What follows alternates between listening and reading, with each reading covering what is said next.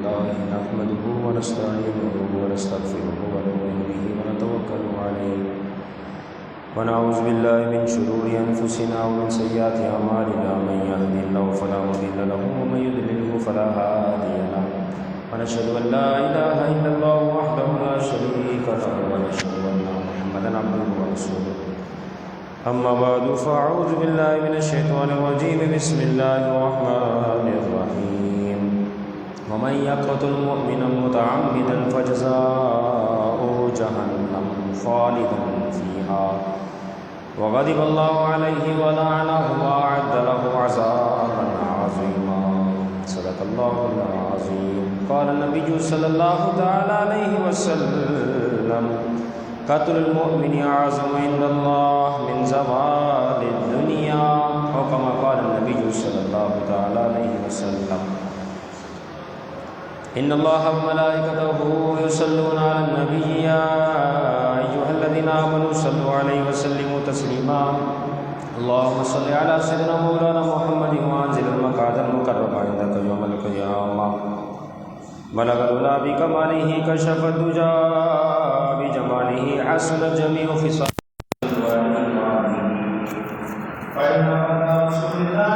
له حد فيعرب عن نعتكم بفمي مولاي صل وسلم دائما ابدا على حبيبك خير الخلق كلهم اللہ جل جلالہ کی حمد و ثنا سرکار فخر کائنات خاتم النبیین صلی اللہ تعالی علیہ وسلم کی بارگاہ میں درود و سلام کا نذرانہ پیش کرنے کے بعد اس رب عز و جل کا فضل ہے، کرم ہے کہ اس نے ہمیں اسلامی معاشرہ نصیب فرمایا۔ اس رب کا کرم ہے کہ اس نے ہمیں اسلامی ملک میں رہنا نصیب فرمایا، اور اس رب کا کرم ہے، فضل ہے کہ نہ صرف ہمیں اسلامی ملک و اسلامی معاشرہ عطا فرمایا بلکہ وہ ملک عطا فرمایا جو اسلام کے نام پر بنا، جس کا وجود ہی اسلام کے نام پر ہوا۔ اور اس حوالے سے ہر شخص بخوبی جانتا ہے کہ اسلام کسی بھی جان پر، چاہے وہ جانوروں میں سے ہو، چاہے وہ پرندوں میں سے ہو، چاہے وہ انسانوں میں سے ہو، ظلم نہیں چاہتا۔ اسلام کا یہ طرز، یہ طریقہ یہ ہے ہی نہیں۔ اسلام کا حسن تو رحم دلی ہے، اسلام کا حسن تو باہمی محبتیں ہیں، اسلام کا حسن ظلم کو مٹانا ہے، اسلام کا حسن ظالم کو سزا دلوانا ہے، کیونکہ یہ ظلم ایک ایسی شے ہے کہ دنیا کا کوئی بھی مذہب اسے پسند نہیں کرتا۔ تمام مذاہب میں ظلم کرنا برا ہے، اور یہ بات اس حوالے سے بھی بخوبی یاد رکھی جائے کہ ظالم دنیا میں کہیں بھی ہو، ظلم کر رہا ہے دنیا میں کہیں بھی ہو، آخر کار اس کی پکڑ ہے۔ محبوب علیہ السلام نے کیا خوب جملے ارشاد فرمایا، فرمایا کہ میرے صحابہ تم جانتے ہو مفلس کون؟ صحابہ نے عرض کیا یا رسول اللہ جس کے پاس مال و متاع، پیسے، جائیداد، نوکر چاکر نہ ہو۔ فرمایا نہیں، میری امت کا مفلس، کمزور وہ شخص ہے جو بروز محشر نماز بھی لایا، روزے بھی لایا، حج بھی لے کر آیا، زکوٰۃ بھی لایا، عبادتیں بھی لایا، جیسے یہ سارے معاملات دیکھ لیے گئے، اب اس کو حکم ہونا تھا کہ جنت کی طرف چلا جا۔ اتنے میں ہی جس پر اس نے دنیا میں ظلم کیا تھا مظلوم حضرات حاضر ہو گئے، اے اللہ اس نے مجھے گالی دی، اے اللہ اس نے میرے ساتھ یہ کیا، اے اللہ اس نے میرے ساتھ یہ ظلم کیا، اور اے اللہ اس نے مجھے دنیا میں قتل کیا۔ اب کیا ہوگا؟ اللہ رب العزت اس ظالم شخص کی نیکیاں، حسنات، نماز، روزے، حج، زکوٰۃ، عبادات، وہ عبادتیں جو رب کی بارگاہ میں مستجاب ہوئی تھی، صرف پڑھ لی وہ نہیں، جو قبول ہوئی تھی وہ اب وہ ساری عبادتیں ایک ایک کر کے اس مظلوم کو دیا جانا شروع ہوا۔ یہ سلسلہ چلتا رہا، ایک مظلوم کا سلسلہ پورا ہوا، دوسرا آیا میرے ساتھ اس نے یہ ظلم کیا، اس کو فارغ کیا، تیسرا یہ ظلم کیا، یہاں تک کہ یہ ظالم شخص جس کے پاس جو کچھ نیکیاں تھی سب نیکیاں ان مظلوموں کو دے دی گئی۔ اب بھی مظلوم باقی ہے، اے اللہ میرا بھی حق نکلتا ہے، مجھے بھی میرا حق دیا جائے۔ اس کے بعد اب چونکہ اس ظالم کے پاس جو نیکیاں تھی وہ تو سب ان مظلوموں کو بانٹ دی گئی جس پر اس نے دنیا میں ظلم کیا۔ اب ان مظلوموں کے گناہ اب اس ظالم شخص پر ڈالے جا رہے ہیں۔ کتنا برا نتیجہ ہوا۔ دنیا تو فانی شے ہے، گزرنا ہی ہے، جانا ہی ہے، 60-65 سال بس۔ اب یہ مظلوم جو ہے اس کے گناہ اس ظالم کو دیے جا رہے ہیں۔ اب جب مظلوم کے گناہ اس ظالم کو دیے جا رہے ہیں تو یہ ظالم شخص گناہوں کے بوجھ میں دب گیا۔ مظلوم نے جو گناہ کیے تھے وہ ظالم کے اوپر آئے۔ اب اس ظالم کے بارے میں حکم ہوا رب عز و جل کی طرف سے کہ اسے اوندے منہ دھکیلتے ہوئے جہنم کے سپرد کر دو۔ اب اسے جہنم میں پھینک دیا گیا۔ محبوب علیہ السلام نے فرمایا یہ ظالم شخص میری امت کا مفلس ہے، کہ آیا تھا بڑی نیکیوں کو لے کر، لیکن اب جب جا رہا ہے تو ظالم شخص مظلوموں کے گناہوں کو بھی اپنے سر پہ لے کے جا رہا ہے، اور اسے رب عز و جل کی طرف سے حکم ہوا اب جہنم میں ڈھکیل دیا گیا۔ فرمایا یہ مفلس، تو یقیناً اس حوالے سے یہ بھی جان لے کہ محبوب علیہ السلام نے فرمایا میرا رب ارشاد فرماتا ہے کہ مجھے اپنے عزت و جلال کی قسم میں ظالم شخص کو ڈھیل دیتا ہوں، مگر جب پکڑتا ہوں تو پھر اس کے بعد اس کو نہیں چھوڑتا۔ ان بطش ربک لشدید، بے شک تیرے رب کی پکڑ بہت سخت ہے۔ جب اسے پکڑا جاتا ہے پھر اس کے بعد نہیں چھوڑتا۔ یہ تو محبوب کا فرمان ہے۔ آگے فرمایا میرا رب فرماتا ہے کہ میں ظالم کو جلدی یا دیر ہر حال میں اس کو پکڑوں گا، جلدی ہو یا دیر ہو اس کو پکڑا جائے گا، ظالم کو نہیں چھوڑا جائے گا، کیونکہ اس نے ظلم کیا ہے۔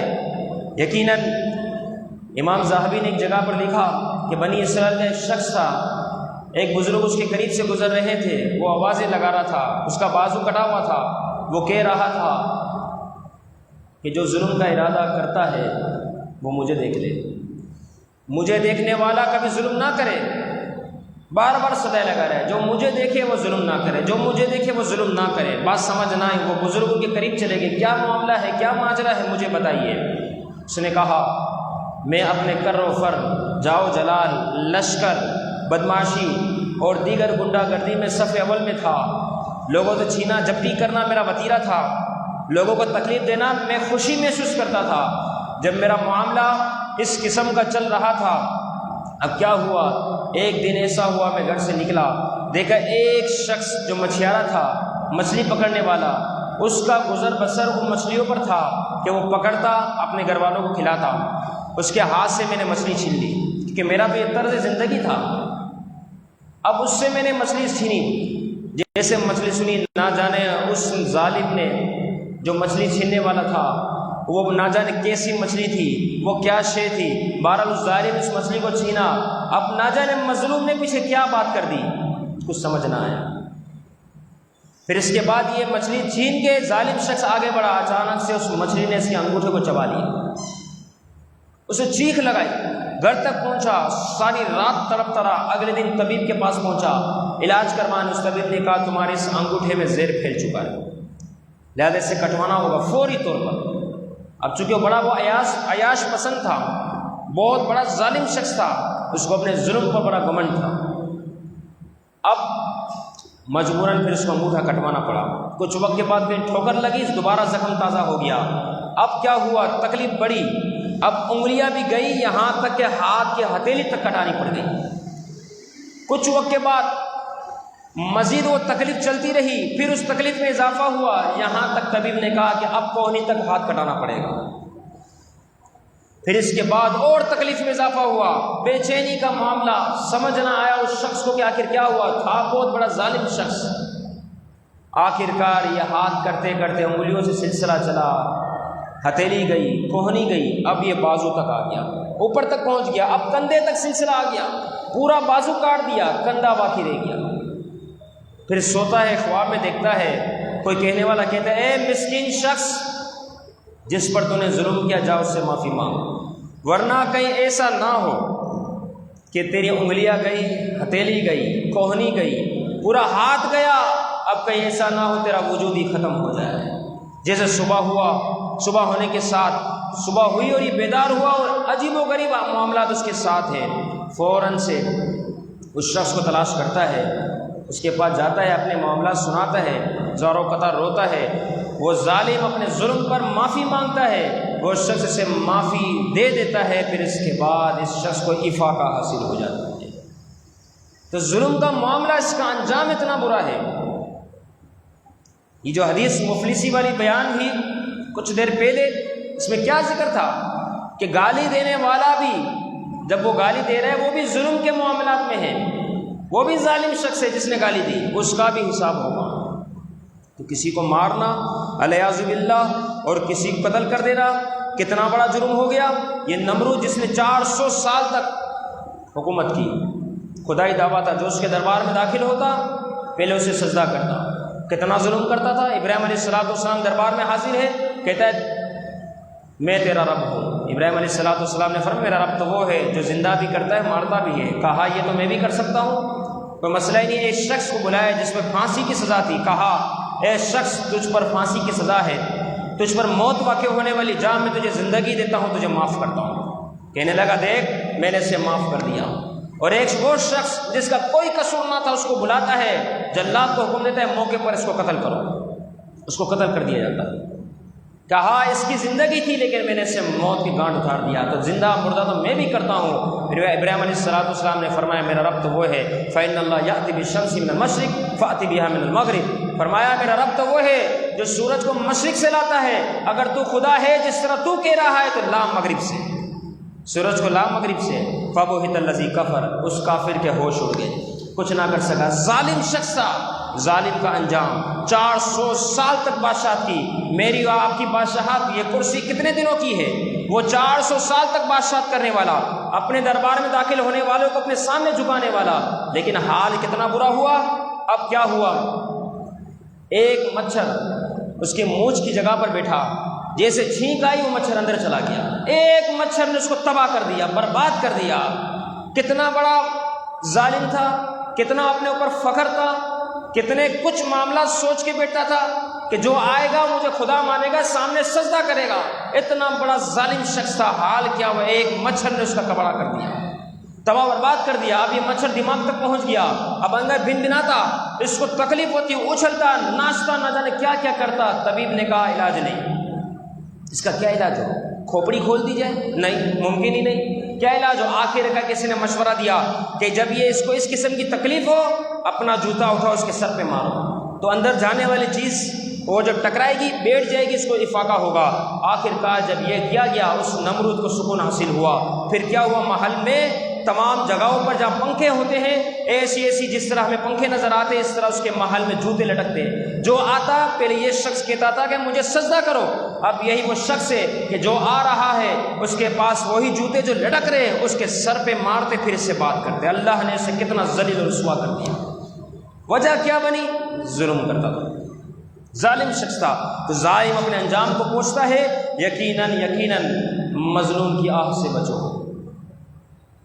جب کسی پہ ظلم کیا جائے تو یاد رکھنا مظلوم کی آہ سے بچو، کیونکہ یہ ایسی آہ ہے جس پر ظلم کیا اس کی آہ اتنی خطرناک ہے کہ اللہ رب العزت کے عرش کو ہلا دیتی ہے۔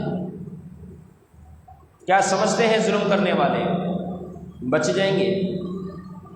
اللہ کی پکڑ بہت سخت ہے۔ کوئی کسی پر ظلم کرتا ہے ہر حال میں اس کو پھنسنا ہے، ہر حال میں۔ ان بطش ربک لشدید، کوئی کسی پر بلا وجہ تھپڑ بھی مار دے وہ بھی ظالم شخص ہے۔ کوئی کسی کو گالی گلوچی سے بات کرے وہ بھی ظالم شخص ہے۔ قتل کرنا تو بہت ہی بات کی بات ہے، تھپڑ دینے کا حساب کون دے گا؟ کون دے گا حساب؟ ان بطش ربک لشدید، بے شک تیرے رب کی پکڑ بہت سخت ہے، بہت سخت ہے۔ قرآن مجید میں اللہ رب العزت ارشاد فرماتا ہے وَلَا تَحْسَبَنَّ اللَّهَ غَافِلًا عَمَّا يَعْمَلُ الظَّالِمُونَ، فرمایا ظالم کیا سمجھتا ہے اللہ بے خبر ہے؟ اللہ کو تم غافل نہ جانو، اللہ کو تم ظالموں کے بارے میں بے خبر نہ جانو، میرا رب سب جان رہا ہے، سب جانتا ہے۔ کیوں؟ یستخفون من الناس ولا یستخفون من اللہ، فرمایا تم لوگوں سے تو چھپا سکتے ہو، رب سے کچھ نہیں چھپتا، رب سے کوئی نہیں چھپا سکتا۔ میرا رب سب جانتا ہے کس نے کیا کیا اور کون سا شخص کیا کرنے والا ہے، یقیناً بہت قریب وَسَيَعْلَمُ الَّذِينَ ظَلَمُوا أَيَّ مُنقَلَبٍ يَنقَلِبُونَ، قریب ظالموں کی پکڑ بہت قریب ہے، اور میرا رب واللہ عزیز ذو انتقام، بہت جلد انتقام لینے والا ہے، بہت جلد انتقام لینے والا ہے، اس کی پکڑ انتہا درجے کی سخت ہے۔ اور کیا کہا جائے؟ فرمایا وَلَا تَرْكَنُوا إِلَى الَّذِينَ ظَلَمُوا فَتَمَسَّكُمُ النَّارُ، میرا رب قرآن مجید میں فرماتا ہے، رب کا حکم ہے، فرمایا تم ظالموں کی طرف جھکو بھی نہیں، ولا ترکنوا، نہ جھکو، الی الذین ظلموا، ظالموں کی طرف نہ جھکو، ان سے دوستی یاری، ان کے ساتھ اٹھنا بیٹھنا، ان کی طرفداری کرنا، ان کی حمایت کرنا، ان کے بارے میں اچھی اچھی باتیں کسنا، فرمایا تم ان کی طرف نہ جھکو، ورنہ کیا ہوگا؟ فتمسکم النار، یہ قرآن کی آیت رب فرما رہا ہے، فرمایا فتمسکم النار، فرمایا تم ظالموں کی طرف جھکو گے، اللہ رب العزت تمہیں جہنم کی آگ کے سپرد کر دے گا۔ سمجھے اس آیت مبارکہ کے مفہوم کو۔ حضرت موفق امام احمد بن عبداللہ نصفی رحمہ اللہ، انہوں نے اس آیت کے تحت کلام کیا، 710 ہجری آپ کا متوفہ، یہ علم کلام کے حوالے سے بہت مشہور و معروف ہستی ہے امام نصفی، انہوں نے علم کلام پر بڑا کام کیا، عقائد کے حوالے سے بہت بڑا کام کیا، کتنی پرانی ہستی ہے، سوچے ذرا، سمجھے، 800 سال کے قریب ہو گیا آپ کو وقت۔ انہوں نے اس آیت کے تحت لکھا، فرمایا حضرت موفق رحمہ اللہ نماز ادا کر رہے تھے، مغرب کی نماز تھی، قرات والی نماز تھی، امام کے پیچھے نماز پڑھ رہے ہیں، امام نے جب اس آیت کو پڑھا وَلَا تَرْكَنُوا إِلَى الَّذِينَ ظَلَمُوا فَتَمَسَّكُمُ النَّارُ، جیسے اس آیت کو سنا حضرت موفق رحمہ اللہ موقع پر ہی گرے۔ جب نماز سے فارغ ہوئے، لوگ ارد گرد جمع ہوئے، حضور کیا ہوا آپ کو؟ گشی تاڑی بے ہوشی کے عالم میں، جیسے ہوش میں آئے لوگوں کو جواب دیا کہ جب یہ آیت پڑھی گئی تو میں یہ سوچنے پر مجبور ہوا کہ جب ظالم کی حمایت کرنے پر اللہ تعالیٰ تمہیں جہنم میں ڈال دے گا تو خود ظالم شخص کا کیا حال ہوگا، جس نے ظلم کیا اس کا کیا حال ہوگا، وہ کیسے بچے گا، اس کا کیا حال ہوگا۔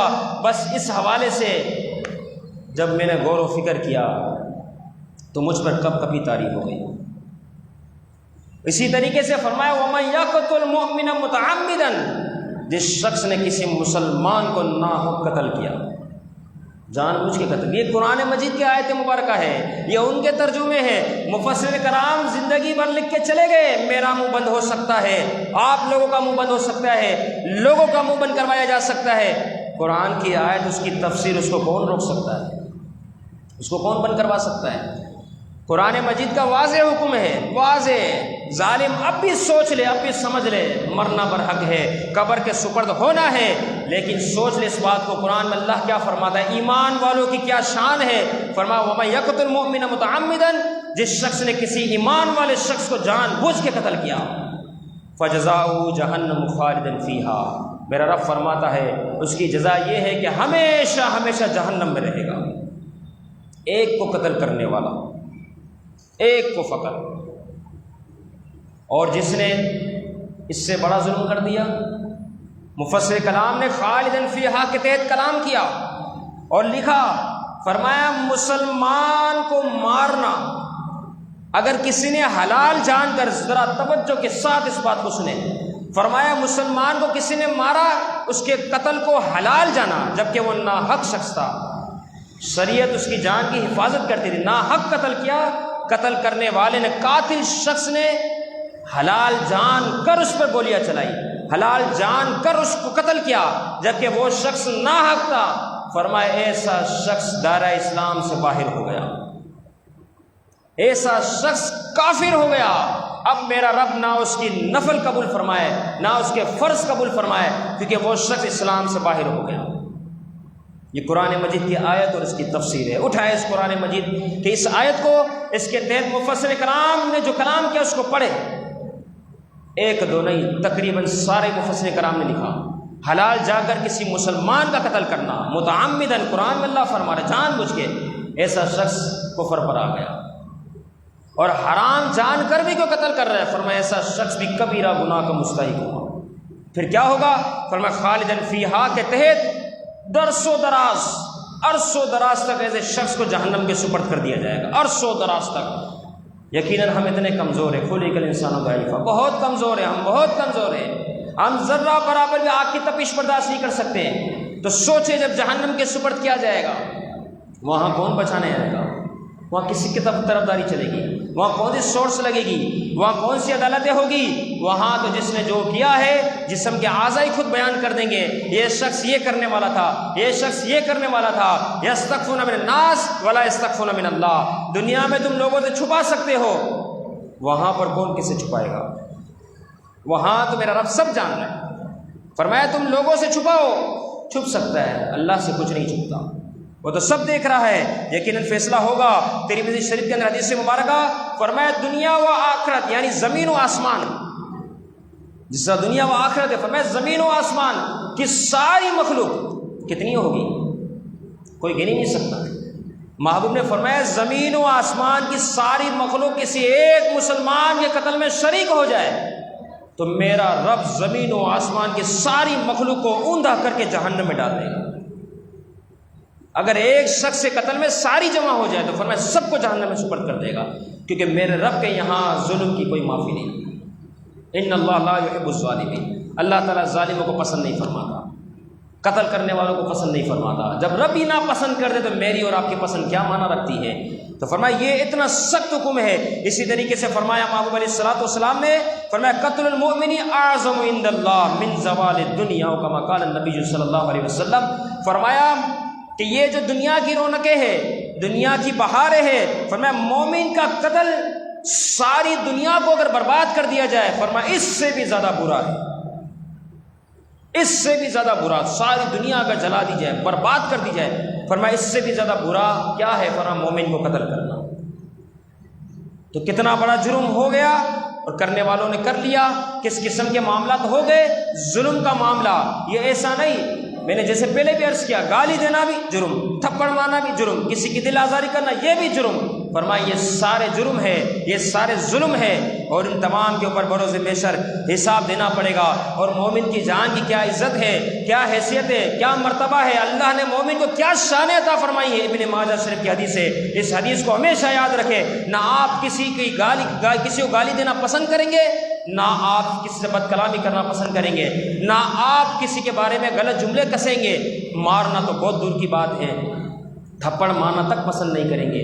کیا حدیث ہے ابن ماجہ شریف کی حدیث، محبوب علیہ الصلوۃ والسلام نے فرمایا اے کعبہ، بیت اللہ شریف اس کے سامنے محبوب کھڑے، اے کعبہ تو بہت عمدہ ہے، تیری خوشبو بہت نفیس ہے، تو بہت عظمت و شانوں والا ہے، تیری حرمت بہت زیادہ ہے، لیکن اے کعبہ، رب کعبہ کی قسم، اس ذات کی قسم جس کے دست سے قدرت محمد کی جان ہے، فرمایا مومن کی جان اور مال اللہ کے یہاں اس کی حرمت اے کعبہ تجھ سے بھی زیادہ ہے، تجھ سے بھی زیادہ ہے۔